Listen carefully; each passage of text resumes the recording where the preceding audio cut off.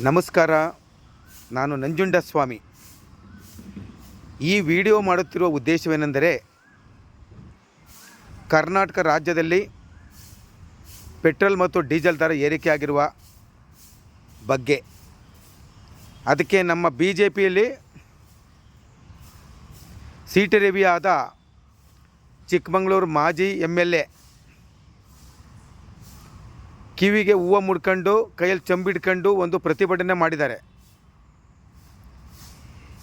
ಕಿವಿಯಲ್ಲಿ ಹೂವು ಮುಟ್ಕೊಳ್ಳೋ ಸ್ಥಿತಿ ಯಾರು ತಂದದ್ದು, ಕೈಯಲ್ಲಿ ಚಂಬಿಡ್ಕೊಳ್ಳೋ ಸ್ಥಿತಿ ತಂದದ್ದು ಯಾರು? ಕರ್ನಾಟಕ ರಾಜ್ಯದಲ್ಲಿ. ಮೊದಲು ಅದಕ್ಕೆ ಯೋಚನೆ ಮಾಡಿ. ಇದಕ್ಕೆಲ್ಲ BJPಗರೇ ಕಾರಣ. ಕಾರ್ಯಕರ್ತರಿಗೆ ಚಂಬು ಕೊಟ್ಟರು, ಈಗ ನಾಯಕರುಗಳಾಗಿದ್ದಾರಲ್ಲ ಅವರೇ ಚಂಬಿಡ್ಕೊಂಡು ಕಿವಿಗೆ ಹೂವು ಮುಡ್ಕೊತಿದ್ದಾರೆ. ಅಂದರೆ ನೀವು ಕಾರ್ಯಕರ್ತರಿಗೆ ಚಂಬು ಕೊಟ್ಟು ಹೂವು ಮುಡ್ಸೋಕ್ಕೆ ಬಂದ್ರಿ ನೀವು, ಸೀಟು ರವಿ ಅಂತವರು. ಅದಕ್ಕೆ ಕಾರ್ಯಕರ್ತರು ಮತ್ತು ಮತ ಬಾಂಧವರು ನೀವೇ ಚಂಬಿಟ್ಕೊಂಡು ನೀವೇ ಕಿವಿಗೆ ಹೂವು ಇಟ್ಕೊಂಡು ಪ್ರತಿಭಟನೆ ಮಾಡಿ ಅಂತ ಇವ್ರು ಮಾಡೋದನ್ನ ನೋಡಿ ನಾವು ನಗ್ತಾ ಇದ್ದೀವಿ. ಮತ್ತೊಂದು ವಿಷಯ ಅಂದರೆ, ಸೀಟು ರವಿಗೆ ಒಂದು ಸ್ವಲ್ಪನಾದರೂ ಮಾನ ಮರೆದಿದೆಯಾ? ಸೀಟು ರವಿ ಆಸ್ತಿ ಸುಮಾರು, ಅವನು MLA ಆಗೋಕ್ಕೆ ಮುಂಚೆನೇ ಅವನು ಜಮೀನು ಇದ್ದದ್ದು 18 ಎಕರೆ. ಈಗ ಹೆಚ್ಚು ಕಡಿಮೆ ಸುಮಾರು ಒಂದು 500 ಎಕರೆ ಮಾಡಿದ್ದಾರೆ. ಈ 500 ಎಕರೆನ ಹೆಂಗೆ ಮಾಡ್ದ, ಹೇಗೆ ಮಾಡ್ದ? ಇವನ ರಾಜಕೀಯ ಬಂದ ಹಿನ್ನೆಲೆ ಏನು? ಇವನು ಹೆಂಗೆ ಬಂದ, ಯಾವ ಥರ ಮಾಡ್ದ? ದತ್ತಮಾಲೆ ಧರಿಸ್ಕೊಂಡು ಒಂದು ಕಾವಿ ಥರ ಬಟ್ಟೆ ಹಾಕೊಬಿಟ್ಟು ಓಡಾಡಿ ಜನಗಳಿಗೆಲ್ಲ ಮರಳು ಮಾಡಿ ಅಲ್ಲಿ ಲಿಂಗಾಯತರನ್ನೆಲ್ಲ ಮಕ್ಕಡೆ ಮಲಗಿಸಿ ತಾನು ಸತತ ಗೆಲ್ತಿದ್ದ. ಅವನ ಶಿಷ್ಯ ಈಗ ಅಲ್ಲಿ ಗೆದ್ದಿದ್ದಾರೆ, ತಮ್ಮಯ್ಯ. ಯಾಕೆ ತಮ್ಮಯ್ಯ ಗೆದ್ದ ಅಂದರೆ, ಸೀಟು ರವಿಗಿಂತ ತಮ್ಮಯ್ಯ ಒಳ್ಳೆ ಕೆಲಸ ಮಾಡ್ತಿದ್ದ, ಕಾರ್ಯಕರ್ತರ ಹತ್ರ ಮಾತಾಡ್ತಿದ್ದ, ಎಲ್ಲಕ್ಕೆ ಸ್ಪಂದಿಸ್ತಿದ್ದ. ಇವನು ತನ್ನ ಬಾಮೈದ ಸುದರ್ಶನ್ ಹತ್ರ ಯಾವುದೇ ಟೆಂಡರ್ ಆಗ್ಬೋದು, ಯಾವುದೇ ಒಂದು ಟ್ರಾನ್ಸ್ಫರ್ ಆಗ್ಬೋದು, ಯಾವುದೇ ಅಧಿಕಾರಿ ಬಂದರೆ ಅವನು ಸೀಟು ರವಿ ಅವರ ಬಾಮೈದನ ಮಾತು ಕೇಳಬೇಕು, ಸುದರ್ಶನ್ ಮಾತ. ಜನಗಳಿಂದ ಆಯ್ಕೆ ಆಗಿರೋನು ಈ ಅಯೋಗ್ಯ ಸೀಟು ರವಿ ತಾನೇ? ನೀವೇ ಯೋಚನೆ ಮಾಡಿ. ಒಬ್ರಿಗಾದ್ರೂ ಮಾತಾಡ್ತಾನ? ಇಲ್ಲ. ಒಂದು ಒಗಟು ಮುಖಾಂತರ, ಒಂದು ಗಾದೆ ಮುಖಾಂತರ ಜನಗಳನ್ನ ಆಕರ್ಷಣೆ ಮಾಡ್ಕೊತಾನೆ.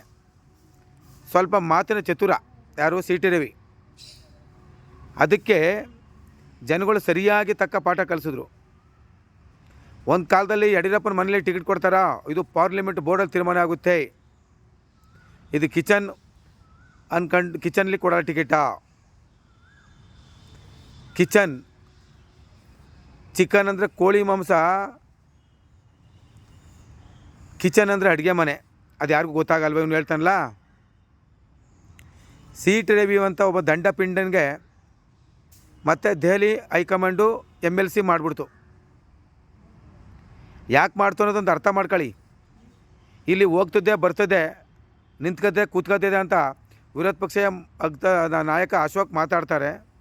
ಅವನು ಮಾತಾಡೋಕ್ಕೆ ಬರಲ್ಲ. ಆ್ಯಕ್ಚುಲಿ ಕನ್ನಡಿಗ ಅನ್ನೋದು ನಮಗೆ ಒಂಥರ ಸಂಕೋಚ, ಕನ್ನಡಿಗನೇ ಅಲ್ಲ ಅಂದ್ಬಿಟ್ಟು. ಆದ್ರೂ ಆ ವೈನ್ಗೆ ಏನು ದಿನನಿತ್ಯ ಸೀಟು ರವಿ ಬಂದ್ಬಿಟ್ಟ ಮತ್ತು MLC ಒಳಗಡೆ ವಿರೋಧ ಪಕ್ಷ ತನ್ನ ನಾಯಕ ಆಗ್ಬಿಡ್ತಾನೆ ಅಂದ್ಬಿಟ್ಟು ಅವ್ನಿಗೆ ಭಯ ಹುಟ್ಟಿದೆ. ಯಾರಿಗೆ? ಅಶೋಕನ್ಗೆ. ಮಾತಾಡೋಕ್ಕೆ ಬರಲ್ಲ. ಇನ್ನು ಕುಮಾರಸ್ವಾಮಿ ಡೆಲ್ಲಿಗೆ ಹೋಗ್ಬಿಟ್ರು, ಬೊಮ್ಮಾಯಿ ಅಲ್ಲೂ ಹೋದ. ಇನ್ನು ಮಾತಾಡೋರು ಯಾರಿದ್ರು? ಸಪೋರ್ಟ್ಗೆ ಯಾರೂ ಇಲ್ಲ. ನಾನೇ ಒಕ್ಕಲಿಗರ ಸಾಮ್ರಾಟ ಅಂದ್ಕೊಂಡು ಮೆರಿಬೇಕು ಅಂದ್ಕೊಂಡು ಹೋಗ್ತಾನೆ. ಅದು ಆಗಲ್ಲ, ಸಾಧ್ಯನೇ ಇಲ್ಲ.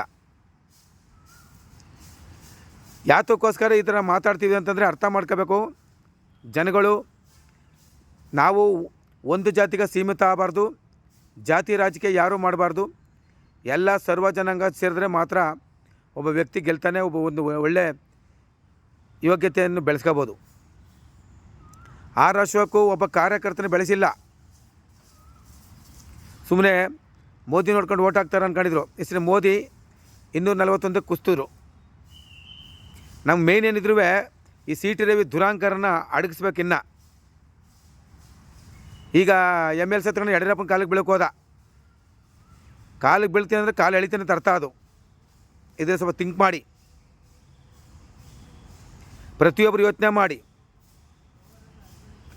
ಅವನು ಸೋತ ಮೇಲೆ ಎಲ್ಲರನ್ನೂ ಮಾತಾಡ್ಸಕ್ಕೆ ಬರ್ತಾನೆ. ಅವನು ಸಿ ಟಿ ರವಿ ಅಯೋಗ್ಯ. ಗೆದ್ದಿದ್ರೆ ಮಾತಾಡ್ತಿದ್ದ ಅವನು. ಅವನ ಶಿಷ್ಯನು ಹಿಂಗೆ ಮೆರಿತಿದ್ದ. ಯಾರೋ ಹಾಸನದ ಪ್ರೀತಮ್ ಗೌಡ. ಹಾಸನ ಜನತೆಗೆ ನನ್ನ ಮೊದಲನೇ ಒಂದು ನಮಸ್ಕಾರ ಹೊಡಿತೀನಿ. ಅವನ ನೆಲಕ್ಕೆ ಉಳಿಸಿದ್ರಿ, ಒಳ್ಳೆಯ ಕೆಲಸ ಮಾಡಿದ್ರಿ ಅವನ ಅಹಂಕಾರನ. ಈಗಲೂ ಅಷ್ಟೇ ಅಲ್ಲಿ ಪ್ರೀತಮ್ ಗೌಡ ಇಂದನೇ ಪ್ರಜ್ವಲ್ ರೇವಣ್ಣ ಸೋತದ್ದು ಎಂ ಪಿಲಿ. ಇದೆಲ್ಲ ನಮ್ಮ ಬಿ ಜೆ ಪಿ ರಾಜ್ಯಾಧ್ಯಕ್ಷನಿಗೆ ಪಟಾಲಂಗಳನ್ನ ದೂರ ಇಟ್ಟರೆ, ನಮಸ್ಕಾರಣ ನಮಸ್ಕಾರ ಬಾಸ್ ನಮಸ್ಕಾರಣ ಅಂತಾರಲ್ಲ ಅಂಥವ್ರು ದೂರ ಇಟ್ಟರೆ, ಬೇನಾಮಿಗಳು ದೂರ ಇಟ್ಟರೆ ಇನ್ನೊಂದು 4 ವರ್ಷ ದಿನ ನೀವು ಇರ್ತೀರಿ ಬಿ ಜೆ ಪಿಲಿ. BY ವಿಜೇಂದ್ರ ಅವರೇ, ಇಲ್ಲ ಅಂದರೆ ನಿಮಗೆ ಅಲ್ಲೇ ಗುಂಡಿ ತೋಡ್ತಿದ್ದಾರೆ. ಇದು ನೆನಪಲ್ಲಿಟ್ಕೊಳ್ಳಿ. ಸಾಕ್ಷಿ ಸಮೇತ ಕೊಡ್ತೀನಿ ನಾನು. BY ವಿಜೇಂದ್ರ ಅವರೇ, ಯಾತಕ್ಕೆ ಹಿಂಗೆ ಮಾತಾಡ್ತೀವಂದರೆ, ಒಬ್ಬೊಬ್ಬರು ಅವ್ರವ್ರ ಜಾತಿಯ ಅವ್ರಿಗಿಷ್ಟ ಇರುತ್ತೆ. ನೀವು ನಮ್ಮ ವೀರಶೈವ ಲಿಂಗಾಯತ, ನಿಮಗೇನು ಆಗಬಾರ್ದು ಅಂತ ನಾವು ಮಾತಾಡ್ತೀವಿ. ಆದರೆ ಒಳ್ಳೆಯ ಕೆಲಸಕ್ಕೆ ಮಾತ್ರ ನಮ್ಮ ಬೆಂಬಲ. ನಿನ್ನ ಅಯೋಗ್ಯ ಕೆಲಸಕ್ಕೆ ಮಾತ್ರ ಯಾವುದೇ ಕಾರಣಕ್ಕೆ ಬೆಂಬಲ ಕೊಡಲ್ಲ. ನೀನು ಮಾತಾಡ್ಬೋದು. ಇವತ್ತು ಡೀಸೆಲ್ ಪೆಟ್ರೋಲ್ ಜಾಸ್ತಿ ಆಗಿದೆ ಅಂತಂದ್ರೆ ನಿಮ್ಮ ಸರ್ಕಾರ ನಮ್ಮದು ಅಂದರೆ ನಾನು ಬಿ ಜೆ ಪಿಲಿ ಇವತ್ತು ಇದ್ದೀನಿ, ನಾಳೆನೂ ಇರ್ತೀನಿ. ಆದರೆ ಬಿ ಜೆ ಪಿಲಿ ನಡೆಯುವ ಅವಿವೇಕಿ ಕೆಲಸಗಳನ್ನ ಖಂಡಿಸ್ತೀನಿ. ಅಲ್ಲಿ ಅಯೋಗ್ಯರು ಯಾರಿದ್ದಾರೆ ಅವ್ರನ್ನ ಉಗಿತೀನಿ, ಯೋಗ್ಯರನ್ನ ಬೆಂಬಲಿಸ್ತೀನಿ, ಯೋಗ್ಯರ ಬಗ್ಗೆ ಒಳ್ಳೇದು ಮಾತಾಡ್ತೀನಿ. ಇದೇ ನನ್ನಿದು. ಇದೇ ರಾಯಚೂರು ಲೋಕಸಭಾ ಚುನಾವಣೆಯಲ್ಲಿ ಕರಡಿ ಸಂಗಣ್ಣಗೆ ಟಿಕೆಟ್ ಕೊಡಲಿಲ್ಲ ನೀವು. ಇದೇ ಬಿ ಜೆ ಪಿ ಆಫೀಸಲ್ಲಿ ಪ್ರಹ್ಲಾದ್ ಜೋಶಿ ಇದ್ದ. ಅವ್ನಿಗೆ ಯಾರೋ ಹಬ್ಬ ಅಲ್ಲಿ ಕರಡಿ ಸಂಗಣ್ಣ ಕಡೆ ಅವನೊಬ್ಬ ಚ್ಯುತಿ ಅಂತಂತೇನೋ ಒಂದು ಮಾತು ಅಂದ. ನೀನು 20 ವರ್ಷ ನೀನು ಸಂಸದ ಆಗಿದ್ದೆಲ್ಲ ಏನು ಮಾಡಿದೆ?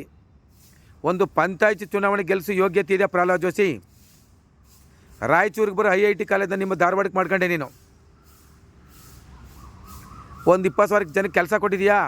ಒಂದು 20,000 ಮನೆಗಳು ಕೊಡ್ತಿದ್ಯಾ ಮೋದಿಗಳು ಬಿಟ್ಟು? ಮೋದಿ ಹಿಂದೆ ಮುಂದೆ ಬಾಲಂಗುಚಿತಾರೆ ಇರ್ತೀಯ. ಈ ಎಕ್ಸಿಟ್ ಪೋಲ್ ಕೊಟ್ಟರು ಈ ಅವಿವೇಕ ಟಿ ವಿಗಳು, ಇಂಗ್ಲೀಷ್ ಟಿ ವಿಗಳು. ಅವನು ಆರ್ನಸ್ವಾಮಿ ಇದ್ದಾನೆ, ರಿಪಬ್ಲಿಕ್ ಕನ್ನಡದ MD ಆರ್ನಸ್ವಾಮಿ. ಅವನೊಬ್ಬ ಶುದ್ಧ ಮೂರ್ಖ. ಸುಮಾರು ಚೆನ್ನಾಗಿ ದುಡ್ಡು ಕೊಟ್ಟವ್ರು ನಿಮಗೆ, ಒಂದು 60-70 ಕೋಟಿನ. ಎಕ್ಸಿಟ್ ಪೋಲ್ 400 ಬಂದ್ಬಿಡ್ತಾ, 400 ಪಾರ್ಸ್ ಬಂತಾ? ನಿಜವಾದ ಎಕ್ಸಿಟ್ ಪೋಲ್ ಯಾವುದು ಅಂತಂದರೆ ಈ ದಿನ .com ಅಂತ ಒಂದು ಯೂಟ್ಯೂಬ್ ಇದೆ. ಅಲ್ಲಿ ಒಳ್ಳೆ ಚೆನ್ನಾಗೆ ಅರ್ಥಗರ್ಭಿತವಾಗಿ ಮಾತಾಡ್ತಾರೆ, ಒಳ್ಳೆ ಬುದ್ಧಿವಂತರಿದ್ದಾರೆ. ಅವರು ನಿಜವಾದ ಸರ್ವೆ ಮಾಡಿದ್ದು.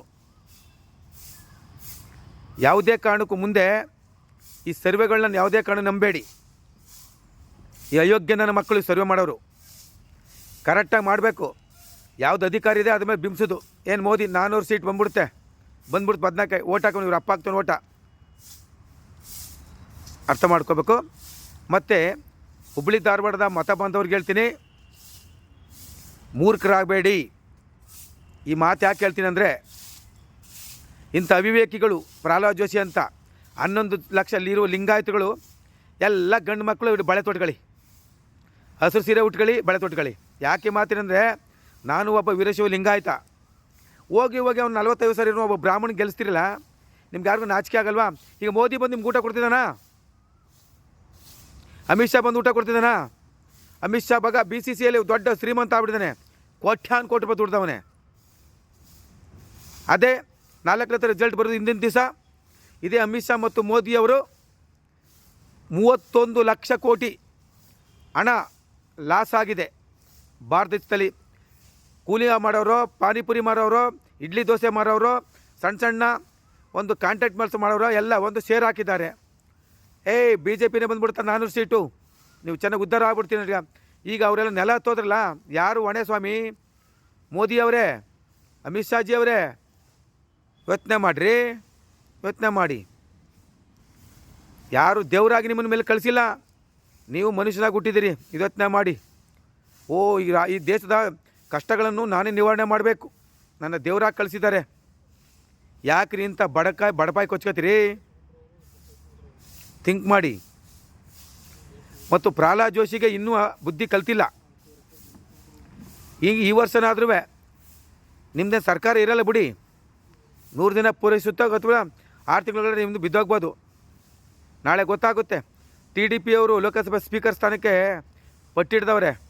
ಅದಕ್ಕೆ ಉದ್ಭವ್ ಠಾಕ್ರೆನೂ ಬೆಂಬಲ ಕೊಡ್ತೀನಿ ನೀವು ಮಾಡಿದ್ರೆ ಅಂತ. ಅದೇ BJP ಇರೋದ್ರೆ ಕೊಡಲ್ಲ ಅಂತ ಹೇಳಿದ್ದಾನೆ. ಇನ್ನೂ ಐತೆ, ಚಿರಾಗ್ ಪಾಸ್ವಾನು, ನಿತೀಶ್ ಕುಮಾರು, ಚಂದ್ರಬಾಬು ನಾಯ್ಡು ಎಲ್ಲ ಕಾಯ್ತಾ ಇದ್ದಾರೆ. NCP ನಾಯಕ ಇನ್ನೊಬ್ಬ ಅಜಿತ್ ಪವಾರ್ ಅವರೆಲ್ಲರೂ ಇದ್ದಾರೆ. ಎಲ್ಲನೂ ಯೋಚನೆ ಮಾಡಬೇಕು, ಇಲ್ಲ ತುಂಬ ಕಷ್ಟ ಆಗುತ್ತೆ. ನಮಗೆ ರಾಜ್ಯದ ಜನತೆ ಆಗಲಿ ದೇಶದ ಜನತೆಗೆ ಕಿವಿಗೆ ಹೂವು ಮತ್ತು ಚಂಪು ಕೊಟ್ಟವರು ಮೋದಿ, ಅಮಿತ್ ಶಾ ದೇಶ ಕೊಟ್ಟರು. ರಾಜ್ಯಕ್ಕೆ ಈ BJP ನಾಯಕರು, ಅದರಲ್ಲಿ ರಾಜ್ಯಾಧ್ಯಕ್ಷ ಮತ್ತು ಅವರ ಅಪ್ಪ ಯಡಿಯೂರಪ್ಪ ಇವರು ನಮಗೆ ಚಂಬು ಮತ್ತು ಹೂವು ಕೊಟ್ಟರು. ಇಟ್ಕೊಳ್ಳಿ ಕಾರ್ಯಕರ್ತರೆ, ನಾವು ಶ್ರೀಮಂತರಾಗಿರ್ತೀವಿ, ನಾವು ಬೆಂಜಲ್ಲಿ ಓಡಾಡ್ತೀವಿ, ನಾವು ಫರ್ಸ್ ಕಾರಲ್ಲಿ ಓಡಾಡ್ತೀವಿ, ಜಾಗ್ವಾರ್ಲಿ ಓಡಾಡ್ತೀವಿ. ನೀವು ನಡ್ಕೊಂಡು ಓಡಾಡ್ರಿ. ನೀವು ಶ್ರೀಮಂತ ಆಗ್ಬಿಟ್ರೆ ನಮಗೆ ಗುನ್ನ ಹೊಡಿತೀರಿ ಕಾರ್ಯಕರ್ತರೆ ಅಂತ ಇವರು ಚಂಪು ಕೊಟ್ಬಿಟ್ರು. ಎಲ್ಲರೂ ಅರ್ಥ ಮಾಡ್ಕೋಬೇಕು. ಕರಡಿ ಸಂಗಣ್ಣ ಅವರು ಸಮಾಧಾನ ಮಾಡ್ಬೇಕಾದ್ರೆ BJP ಆಫೀಸಲ್ಲಿ ಇದೇ ರಾಜ್ಯಾಧ್ಯಕ್ಷನ ಮುಂದೆ ಪ್ರಹ್ಲಾದ್ ಜೋಶಿಗೆ ಸರಿಯಾಗಿ ಉಗ್ದಿದ್ದಾರೆ. 91 ಲಕ್ಷದ ಇಲ್ಲಿ ನಾವು ಗೆಲ್ಸ್ಕೊ ಬರ್ತೀವಿ ಅಂತ ಹೇಳಿದರು. ಅವರು ಕಾಂಗ್ರೆಸ್ ಸೇರಿದ್ಮೇಲೆ ಅದೇ ಕುಮಾರ್ ನಾಯಕ್ IAS ಅಧಿಕಾರಿ ಆಗಿದ್ದ. ಈಗ ಅವರು 80,000 ಚೀಲ ಗೆದ್ದ. ಈಗೇನು ಕಂಡ್ರಿ, ಯಡಿಯೂರಪ್ಪಂದು ಮಗಂದೇನು ಪ್ರಭಾವ ಇತ್ತಾ? ನಡೀಲಿಲ್ಲ, ಆಗಲ್ಲ. ಇನ್ಮೇಲೆ ಮುಗ್ದೈತಿನ್ನು. ಅದಕ್ಕೋಸ್ಕರ ಪ್ರತಿಯೊಬ್ಬರೂ ಮುಂದಿನ ದಿನದಲ್ಲಿ ಜಿಲ್ಲಾ ಪಂಚಾಯತ್, ತಾಲೂಕು ಪಂಚಾಯತ್ ಚುನಾವಣೆಯಲ್ಲಿ ನಿಮ್ಗೆ ಯಾರು ಅನುಕೂಲ ಮಾಡ್ತಾರೆ ಅವ್ರಿಗೆ ಓಟ್ ಹಾಕಿ. BBMPಲೂ ಅಷ್ಟೇ, ಇದರಲ್ಲಿ ಪಕ್ಷ ಬರಲ್ಲ, ಲೋಕಲ್ ಕ್ಯಾಂಡಿಡೇಟ್ ಅಂತ ಬರುತ್ತೆ. ಅದಕ್ಕೆ ನಿಮ್ಮ ಲೋಕಲ್ ಕ್ಯಾಂಡಿಡೇಟ್ಗಳನ್ನ ಬೆಂಬಲಿಸಬೇಕು. ಮುಂದಿನ BBMP ಚುನಾವಣೆಯಲ್ಲಿ ನಾನು ಸ್ಪರ್ಧೆ ಮಾಡುತ್ತೀನಿ. ದಾಸರಹಳ್ಳಿಯಲ್ಲಿ ವಾರ್ಡ್ ನಂಬರ್ 15 ಅಥವಾ 16ರಲ್ಲಿ ಸ್ಪರ್ಧೆ ಮಾಡುವುದಕ್ಕೆ ಇಂಗಿತ ವ್ಯಕ್ತಪಡಿಸಿದ್ದೀನಿ. ಆ ದಾಸರಹಳ್ಳಿಯ ನನ್ನ ವಾರ್ಡ್ ಮತ ಬಾಂಧವರು ನಿಮ್ಮ ಕಷ್ಟ ಕಾರ್ಯಗಳನ್ನು ಹೋಗಲಾಡಿಸುವುದಕ್ಕೆ ಪ್ರಯತ್ನ ಮಾಡುತ್ತೇನೆ. ಇದು 100ಕ್ಕೆ 100 ಸತ್ಯ.